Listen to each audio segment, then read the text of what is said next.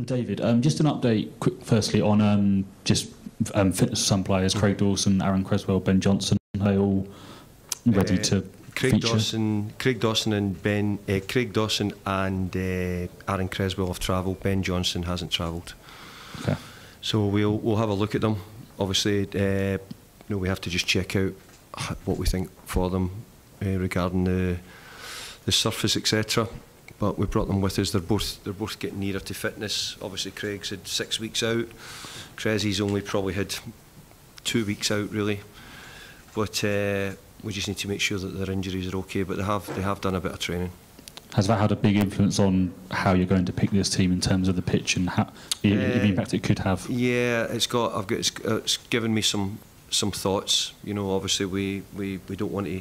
There's things which we play. We respect that this is an artificial pitch, and we have to come here and win and play a good game on the pitch as well. But I've also got to respect that I've got one or two players who maybe the surface doesn't suit. So we have to think of that also. But on a positive note, it's quite. You're quite close now to having almost a fully fit squad, maybe for the first time. Yeah. Since maybe last season. That must feel quite good to finally get. Well, if you look at the first 3 games of the season, we only had one central defender to pick from in the first 3 games of the season, which was really hard to take. You heard Tilo talking there about bringing Tilo in, and again, he's right in so much. What he says is he's adapting, and he's adapted quite quickly. But the truth is, I think he's got so much more to give and so much more to do. We've had Craig Dawson out, who's been out for the best part. He got injured in the Servette game when we were in Servette, so that shows you how long ago that was. And obviously we were hoping that Angelo would be really at full fitness right from the start, but not quite. But he's doing great with the way he's coming back, but he's still picking up really with it. So yeah, we're certainly getting much closer to having them all fully fit, and I'm going to need them because the games like Thursday, Sunday, this week obviously because the situation's meant that we missed a weekend game out, which has just given us a little bit of breathing space for the next 2 games, being this one and the Everton game. And just on Maxwell Corner, he obviously came off, I think, with a head injury. Is he okay now? He was fine, yeah. It was actually more, he felt it more in his neck, so it wasn't actually his head he got. It was more, I think he landed and hurt his neck a little bit. So Maxie's been fine, he's been training. And as you said, you've had a week to prepare for this one. How's it been? Have you enjoyed having more time with the players?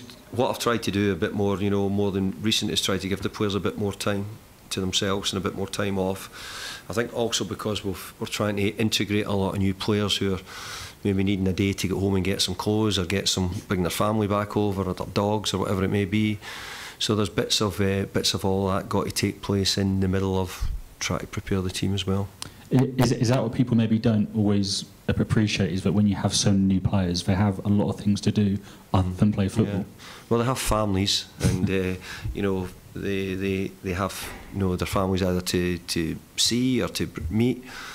As you all know, if you get up and somebody takes you away from your home right away, it takes you a bit of time maybe to carry out a lot of other things, like are you checking that everything's fine at the home, are your bills all paid, or are you renting, can you give your rent up? So there's a lot of other things that come into it. Fortunate we've got a really good player care team which look after the players here, and most of that is done, but you still need a little bit of time to prepare.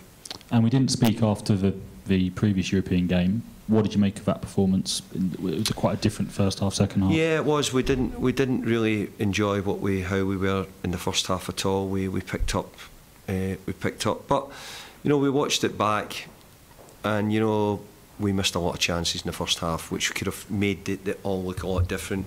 We lose a goal around about 30th minute, I think it was, and it looks as if maybe we weren't as good as we thought.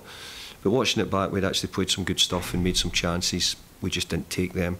But on the second half, we changed it up. And I think it's what we've got now. We've probably got a stronger group of players, and as you're talking about the squad being in, I've probably got a bigger choice now than I've probably had. But also partly because we didn't have a game at the weekend means that I could quite easily play any one of the players tomorrow night. Yeah, you made a trio of subs at half-time. Is that perhaps a message to the squad that you do have a big squad now, and if they aren't performing, you will just take them out and you can replace them with someone on the bench? Well, sometimes getting it right, sometimes you can do that and you can get it equally as wrong, but we felt that what we'd done, we weren't quite getting there. We needed to up the ante again and go again. And look, we're going to do it a lot more now with the chance to play 5 subs. You know, having 12 players on the bench, you know, it gives you a big chance to make a lot of changes as well. And I think, you know, certainly these games at the moment, we'd like to give players who we want opportunities to play, but we're also in the process of trying to find a bit of our own form and use the word rhythm, get into the rhythm and try and be playing in a good fashion. So all that comes into your thinking on how you're trying to get a win, but obviously give people minutes as well. And if anything, did last week show that this competition can still throw a banana skin? If you're not at that level, you still can get beat by these teams. Oh, undoubtedly. If you actually look through, you wanted to go through all the results from the competition last week, I think there was only Bâle beat one team 3-1, we won 3-1. There wasn't another game which was won by more than 1-0, 0-0, 2-1, 1-1. The games were incredibly tight. So I think, I said it last year when I went to Europe, and it's okay when you look back and you say, yeah, you done that quite simply, but all the games for us had a real level of difficulty. Now, we took some risks last year, and strange enough, you know, we will have to continue probably at different times taking some risks in the competition to see if we can do it because of the level of the Premier League and what's required at the weekend. But you know, we learnt a lot from last year, and we learnt a lot that, you know, if you're not correct, then you'll easily get turned over by the other teams. And just to get on this pitch, I don't know if last season you played on a plastic pitch in the Europa League. No, I'm not sure, but just as a coach, how tough is it? Do you have to almost tell your team to play in a different way, or to be a bit more careful in tackles, or? Well, there's a lot of different ways to look at it. I as a player played on a plastic pitch for about 3 years, so I've got a good idea of how you can play, and there's different ways and different philosophies and how it should be done and ways you look at it. But I have to say, I think in modern football nowadays, I don't see the top level players really wanting to play in AstroTurf on pitches. I totally respect it, because I think for young players, for development, for, you know, younger age groups, with the weather conditions which we have, and I'm from Scotland, so I know very well how much AstroTurf pitches are so important. But I actually think when you get to top level football, I think that we're used to natural, and you know, this will be different for us, and we have to take this into consideration. Thank you. David, obviously you were here 3 weeks ago for the Viborg game. Do you think that's really helped, the fact that you saw them and you played another Danish team in quick succession?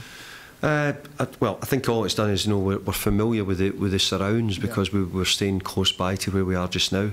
So that's made it a little bit easy. You know, in truth, the travel to here has been very easy from London, short flight. So all those things, you know, play a part, and you hope that you get good draws as far as travel goes as well. Last year we had games which mainly kicked off at 6 o'clock. Now we've got games that kick off at 8 o'clock, which is not good for us, because it means our travel's affected differently, our return times are different. So, but you know, I think if you're going to be a European team, you have to start getting used to it, and we have to start finding out more about how we handle it. You know, last year I talked about, you know, learning more, you know, dealing with the referees, you know, how we handle that, you know, the different styles of play. And as what you alluded to earlier was the different styles. I actually think that Silkeborg play a really good style of football, and I've got to say, I thought Viborg did as well. So there's different ways to go about it. You know, we'll maybe come up against teams in different countries who play differently. But that's why you want to be in Europe, because you know you're coming up against different situations. You mentioned the difference for 6 o'clock and an 8 o'clock can have. Is there a certain reason for that, why those games get decided, or is it just luck of the draw? Well, I think this year, with Manchester United being in the Europa League and it being a Thursday night game in the Conference League, I think we would probably be seen as we'll play second to that. Last year, you know, I think all of the media, all of the television broadcasters were really keen to see how West Ham do in their first year back in Europe, and we got a lot of the I was going to say the earlier kick-off times, which meant it much easier to travel straight back after the game. These affect it a bit more for us, and obviously the bigger thing, as you'll know, in the bigger picture, is trying to make sure that it doesn't have a big effect on your fixture on Sunday. You complimented their style of play a minute ago, but what have you seen from Silkeborg and what are you expecting? Yeah, Silkeborg are a really good passing team. I've actually seen it in a lot of Danish football at the moment, I have to say. I think Denmark is showing lots of traits very similar to maybe Holland as well in how they play. I think that the teams are all, Thiele said it, they're technically trying to do the right things. They're trying to play in a good fashion. So we know that's what we're up against. I mean, the Premier League is at a huge technical level. It's also a very high level of tactical situations. But obviously, the Premier League is so tight, where you might not get the chance to play so easily from the back, and it doesn't maybe matter if you can see the goal. It's really, really, different. But it'll be interesting, and I think Silkeborg being on their home pitch will be a test for us. And just a quick bit of housekeeping. Thomas Soucek, how is he? Thomas is okay. He's had a kick on the foot. Thomas hasn't trained for most of the week, and he would have been, if the game against Newcastle was to be played, Thomas would have been a doubt because of an injury he had to his foot. But Thomas Soucek has been back training now, so should be okay. Obviously, you get the training session on the pitch in a minute. Will that give you a good idea as to what to kind of expect tomorrow night? It won't give me an idea of what to expect. It'll give me an idea, give the players an idea of maybe how they see the ball rolling. We talked about the bounce of the ball, the speed of the ball. Those things are, for us, I mean, like, I don't think there'll be any Premier League teams would ever train on an AstroTurf pitch at all now. The only time you would do that if the snow was down and maybe you were in the indoor arenas. And even now, most of the football clubs have got undersaw heated pitches and facilities to allow them to train outdoors. So something we have to work with and do the best we can. Obviously, with this competition, there's such an importance of securing top spot in your group to bypass that sort of extra knockout round. How important is that for you, for a group of players, not only to try and get through, but to try and win back the group as well? At this moment in time, it doesn't sound as important, but what it's like when it gets into January. Qualifying would be fantastic.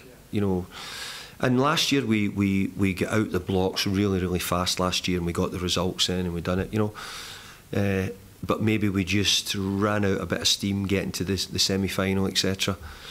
I hope this year we can maybe build up. Might not be quite as fast out the blocks, but do enough to get through, then get into the rounds where we're starting to really get into form. So, and again, that's a little bit with the mindset of new players, how we're getting them in, trying to get them all bits of time, trying to fit them into the right positions. Do you think the squad that you've assembled will allow you to do that and be more prepared for sort of later in the season when those games do really build up? I think we've got a good squad of players. I think we've got and I've got to say, we've got really good characters, which is so important. Like Thiele, for example, and I think they feel it as well, which is good. So what we have to do is show it by our results. There's been signs, we played well against Tottenham, we won at Villa, we were unlucky at Chelsea, we've won in midweek. So there's just showing some signs that we're just beginning to get back to a little bit of it. But in truth, we're still got a way to go, and we're, every day when I look at train now, I can see, I'm saying, well, who's he, what's he, who's this one, who's that one, because we've got 8 or 9 new players every day in a group of maybe 18 or 20 players, and because of that in itself is a big change. A final one from me. Yesterday in a conference, Chelsea owner Todd Bowley suggested about a potential all-star match at the end of the season. There's been a lot of sort of talk about it. What's your opinion on that? I just don't know where there's any more room for any more games in football.